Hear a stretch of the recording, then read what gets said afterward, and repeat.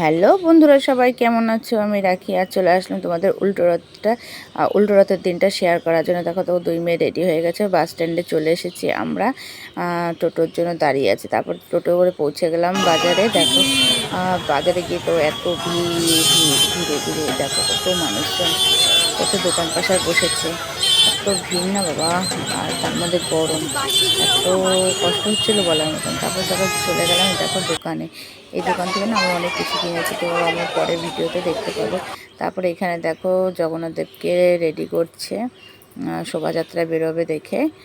তো এত সুন্দর করে সাজিয়েছে না, খুব সুন্দর করে সাজিয়েছে। দেখো এটা একটা রথ, আবার চলে আসলাম আরেকটা রথ দেখতে। দেখো এই একটা রথ, আর প্রচুর পরিমাণে বেথুয়াতে রথ হয়েছে আমাদের বেথুয়া দড়িতে।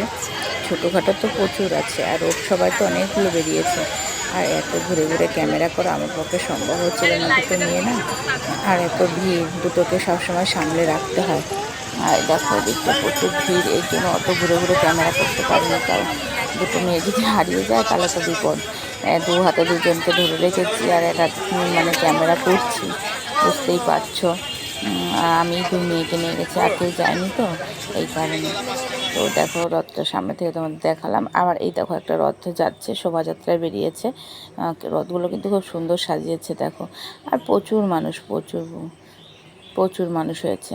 আর এখানে দেখো, তোমরা দেখো মেঘ, আমি তো ক্যামেরা করছি আর আকাশটা দেখো কীরকম কালো হয়ে এসেছে। তার মানে মনে হচ্ছে যেন বৃষ্টি নামবে। দেখো আর কি সুন্দর লাগছে না। এটাই মেয়েদেরকে বলছি যে আকাশটা এত সুন্দর লাগছে না, খুব খুব ভালো লাগছে। দেখো তোমরাও বলবে যে দেখো। এখান থেকে একটু ভিডিও করে নিলাম। এটা রোডের এই পারে আছে, আমরা ওপারে যাব। তো সিগন্যাল পড়েছে, গাড়ি যাচ্ছে থেকে আমরা পার হতে পারছি না। তাই হাই রোড যেহেতু, এই জন্য আমরা এপারে দাঁড়িয়েছি। সিগন্যালটা পড়লে আমরা ওপারে যাব। আর এখানে না মিউজিক দিতে পারছি না, মিউজিক দিলে হয়তো কপিরাইট চলে আসবে। এই কারণে এখানে ঠাকুরের সব গান হচ্ছে, তো এই কারণে কপিরাইট যদি হয়ে যায়, এই জন্য মিউজিকগুলো দিলাম না, ভয়েস দিলাম।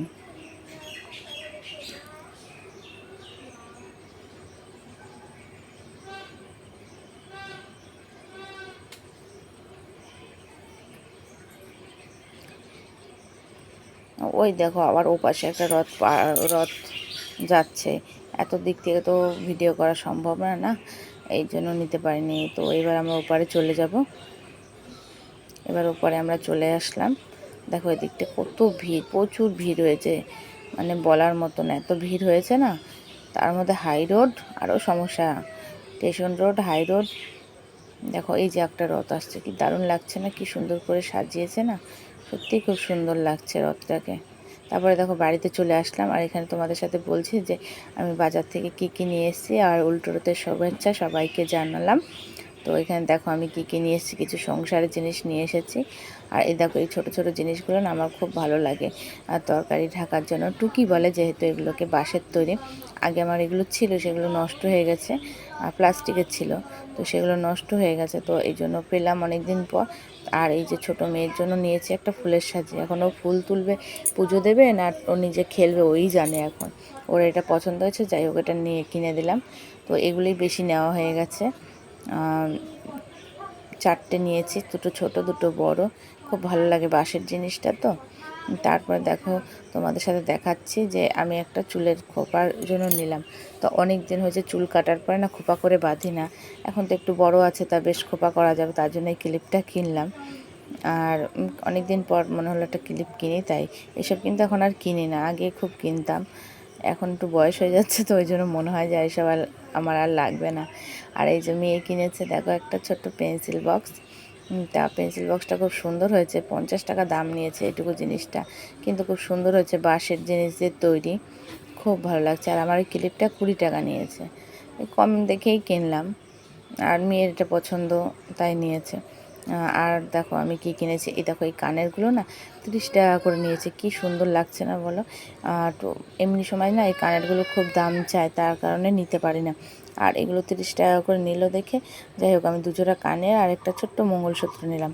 মঙ্গলসূত্রটা না এই যেটা আমার আছে বানানো, সেটা সবসময় পরি, কিন্তু না ওটার না ওই সেই কী বলে টার্সেলগুলোর এত রং উঠে যায়, এই কারণে মানে পরতে পারি না।